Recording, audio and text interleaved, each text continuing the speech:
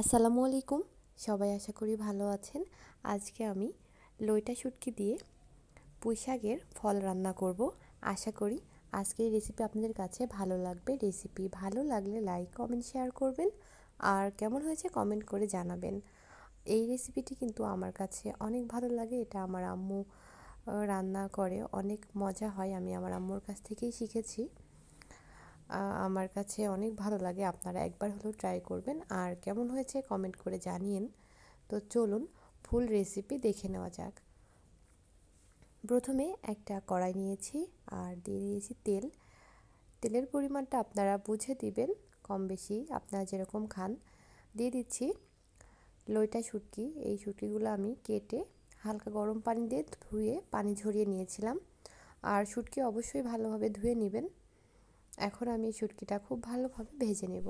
গরম গরম ভাতের সাথে এই শুটকির রেসিপি কিন্তু খুবই মজার হয়। একবার হলেও রান্না করে খেয়ে দেখবেন।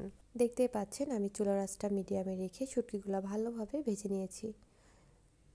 একটু সময় নিয়ে শুটকিগুলো ভেজে নিতে হবে। এখানে আমি দিয়ে দিয়েছি কাঁচা মরিচ, পেঁয়াজ আর রসুন কুচি। আপনারা পরিমাণটা আপনাদের মতো করে বুঝে দিয়ে নেবেন। লবণ দিয়ে দিয়েছি পরিমাণ মতো, হলুদের গুঁড়া দিয়েছি পরিমাণ মতো। যা যা লাগবে আমি সবই দিয়ে নিচ্ছি। জিরার গুঁড়া দিয়েছি 1 চা চামচ পরিমাণ। দেওয়ার পর আবারও একটু আমি নেড়ে নিয়েছি। এখন দিয়ে দিচ্ছি পানি। সব মশলা দেওয়ার পর 2 থেকে 3 মিনিটের মতো আবারও ভেজে নিয়ে তারপরে আমি এর মধ্যে পানি দিয়ে দিয়েছি।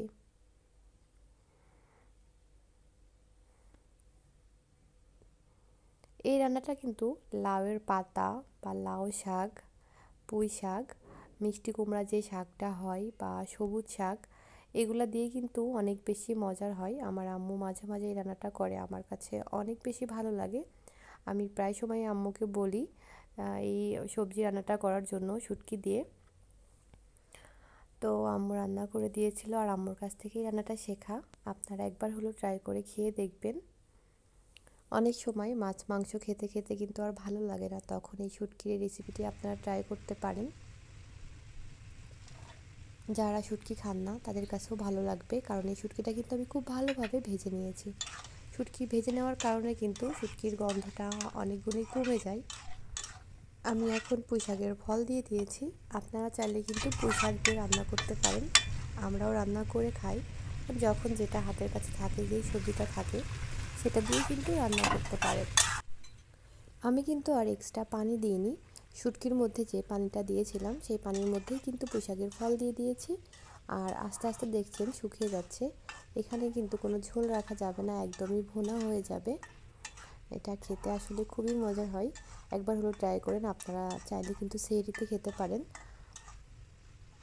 দেখতে পাচ্ছেন একদমই ঝোলটা কিন্তু শুকিয়ে আসছে। শুকিয়ে যখন ভুনা হয়ে যাবে তখনই কিন্তু চুলাটা অফ করে নামিয়ে নিতে হবে। আমার কাছে শুটকির পরিমাণটা কিন্তু একটু বেশি দিলে ভালো লাগে।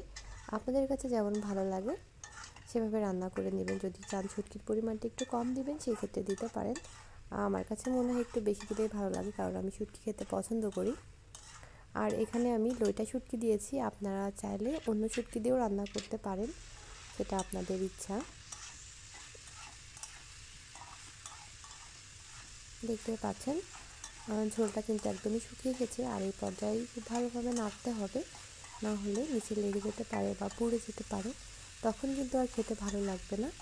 এই জন্য চুলার আঁচটা একেবারে লোতে রেখে ভালোভাবে নাড়াচাড়া করে ঝোলটা শুকিয়ে নিতে হবে।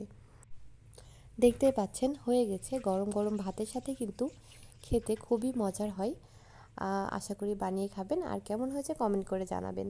সবাই ভালো থাকবেন, সুস্থ থাকবেন। নতুন রেসিপি নিয়ে দেখা হবে। আল্লাহ হাফেজ।